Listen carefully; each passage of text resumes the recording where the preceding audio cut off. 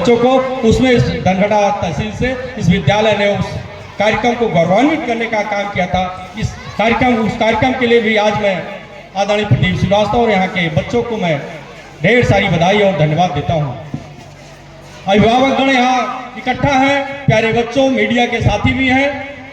भारतवर्ष की पहचान पूरे दुनिया में शिक्षा और संस्कारों के रूप में, विश्वगुरु के रूप में सुशोभित होता था।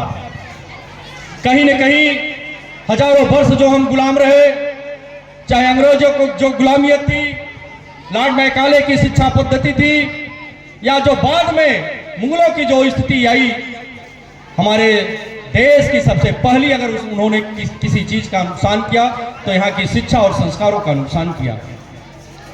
आज शिक्षा का जो मेन मकसद माना जाता है, भाषाई ज्ञान, कॉन्वेंट स्कूल खुलते गए, भाषा का जो ज्ञान कि जो अंग्रेजी बच्चा बोल लेता है बहुत बड़ा विद्वान है। कहीं न कहीं हमारे सारे अभिभावक उसी दौर में पीछे पड़ गए कि हम अपने बच्चों को इंग्लिश माध्यम के विद्यालयों में पढ़ाएं। विद्यालयों की स्थिति यह रही कि वहां पाठ पुस्तकों के ज्ञान के अलावा दूसरा कोई ज्ञान नहीं दिया गया। विद्यालय के पाठ्यक्रमों से नैतिक शिक्षा, धार्मिक शिक्षा, शारीरिक शिक्षा सारे समाप्त कर दिए गए। कहीं न कहीं ये साजिश थी। हमारे संस्कृति, हमारे विश्वगुरु जो हम थे, जो हमारे संस्कार थे, उसे गुलाम बनाने की एक प्रक्रिया सोची समझी साजिश की रणनीति थी, जिसके तहत हमारी पूरी परंपरा, पूरी गुरुकुल पद्धति सबको तहस नहस करने का साजिश किया गया।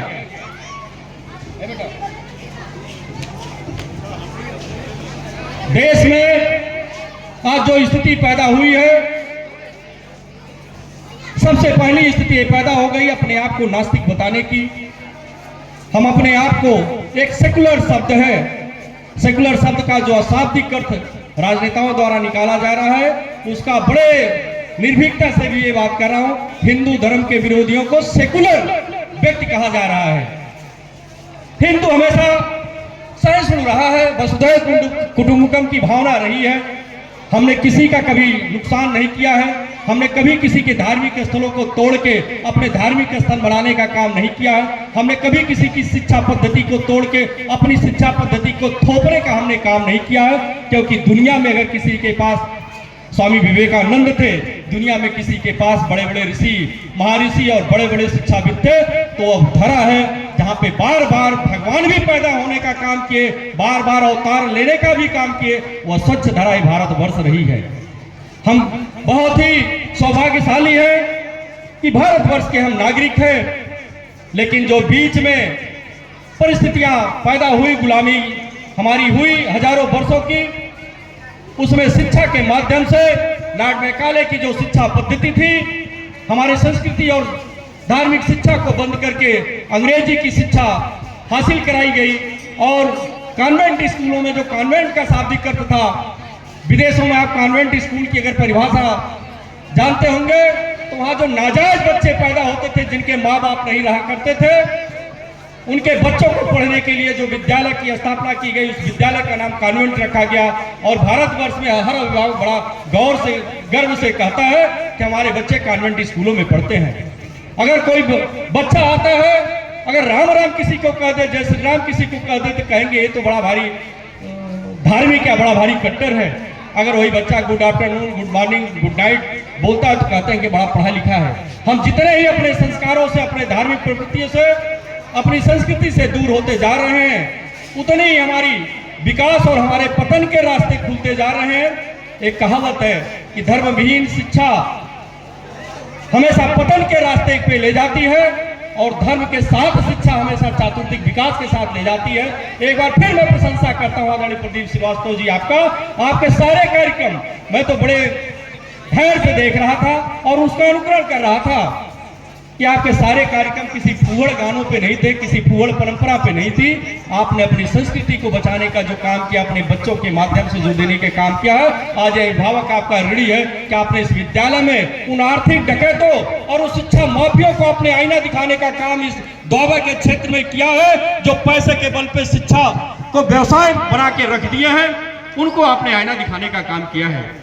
हम अभिभावकों की भी एक जिम्मेदारी बनती है कि इस देश के निर्माण के लिए जो हमारी अगली पीढ़ी है, हमारे बच्चे हैं, उनको अगर हमको आगे ले जाना है तो उनके अंदर अगर हम धर्म की स्थापना, अपने संस्कारों की अगर शिक्षा नहीं दे पाए, नैतिकता नहीं दे पाए, उनके अंदर दया भाव नहीं दे पाए, तो बहुत ही धैर्य से आप देखिएगा गणित और विज्ञान के प्रभाव ने वृद्धाश्रम में संख्या बढ़ाती चली जा रही है और वहां उन्हीं के ज्यादा अभिभावक जा रहे हैं जिन्हें बड़ा गर्व होता है कि उनके बच्चे कॉन्वेंट, जहां विदेशों में नाजायज बच्चे पढ़ते हैं, ऐसी संस्कृति में अपने बच्चों का दाखिला करा रहे हैं। तो अगर वहां नाजायज बच्चे हैं तो ही बच्चे कॉन्वेंट में, कॉन्वेंट की लॉर्ड मैकाले की शिक्षा पढ़ के अपने माँ बाप को वृद्धाश्रमों में भेजने का काम करते हैं, क्योंकि गणित और विज्ञान में कहीं धर्म और कहीं दया नाम का शब्द, कहीं संस्कार नाम का शब्द नहीं है। वो तो सीधे कहता है माँ बाप वृद्ध हो गए, इनसे मुझे कुछ मिलना नहीं है। तो गणित और विज्ञान कहता है कि इनकी उपेक्षा कर दो, अच्छा कहीं मरने नहीं पाए तो इन्हें ले जाके किसी वृद्धाश्रम में कर दो।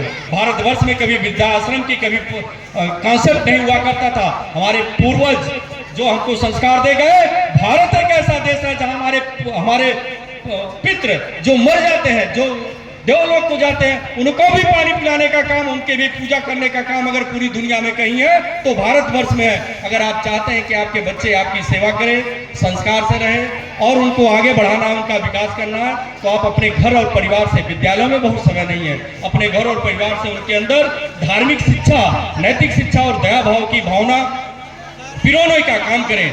आज एक बहुत बड़ा विशाल मोबाइल हो गया है, बहुत सी माताएं बहनें यहाँ बैठी हैं हमारी, जब अच्छी से सीरियल और मूवी आती है तो जो बच्चा उनका रोता है उनको मोबाइल दे देते हैं और उस मोबाइल में उस बच्चे के उंगली पे पूरी दुनिया की ऐसी साइटें रहती हैं जो उस बच्चा तो बहुत छोटा है, उसके अंदर सीखने की भावना है और उसमें क्या ढूंढ के क्या खोलता है, क्या देखता है और कहाँ उसका दिमाग जाता है, किस दिशा में जाता है, बाद में पता चलता है कि उसका बच्चा उसके हाथों से निकल गया।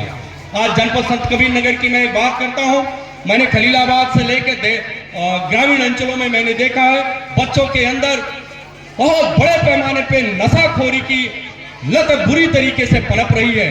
छोटे बच्चे, 8th क्लास तक के बच्चे, मैंने विद्यालय का मैं नाम नहीं लूंगा, उसी कॉन्वेंट परंपरा के विद्यालय के बाहर मैं देखता हूँ, अगर बच्चे जाते हैं 1 घंटे बाद, आधे घंटे बाद आप देखेंगे सिगरेट पीते हुए बच्चे नजर आ रहे हैं। चरस, अफीम और गांजा तक का सेवन छोटे बच्चे, अंडर 18 बच्चे कर रहे हैं, जो हमारे समाज के लिए बहुत ही आवश्यक है। अगर यही परंपरा रही तो हर बच्चा जो हमारा पढ़ने के लिए हमने भेजा है उसे अपने जीवन का मैंने एक सहारा और कैरियर देने के लिए भेजा है और न सिर्फ देश के लिए एक समस्या खड़ा हो रहा है बल्कि आपके लिए भी एक बड़ी समस्या के रूप में खड़ा हो रहा है। तो आज मैं सभी अभिभावकों से अनुरोध करते हुए, एक गुजारिश करते हुए और आपसे यह वादा लेते हुए कि आप अपने बच्चों को ऐसे विद्यालयों में, जैसा प्रदीप श्रीवास्तव जी ने आज एक झलक दिखाई है, वास्तव में दिल एकदम बाग बाग हो गया, खुश हो गया कि आपने अपने विद्यालय की इस ग्रामीण अंचल के विद्यालय में, और इसलिए यहाँ पे कर पाए कि यह आपके संस्कारों में है और यह है आपका एक संकल्प है, यह आपका एक सपना है कि आपका विद्यालय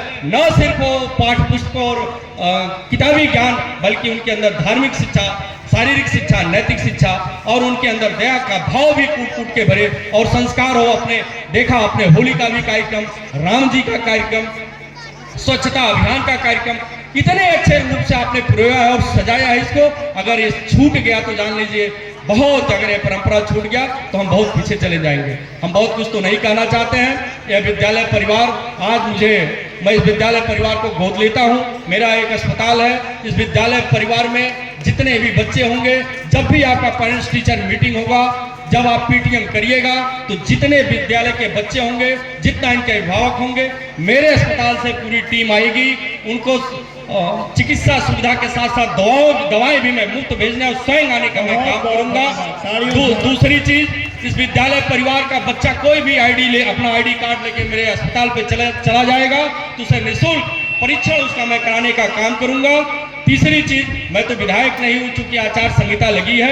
मैं इस विद्यालय परिवार में देख रहा हूं बहुत सारे भवनों की भी जरूरत है। बिना कुछ वादा किए, मैं विधायक नहीं, मेरे बहुत सारे दोस्त एमएलसी विधायक और सांसद है, भवन निर्माण भी कराने का काम करूंगा।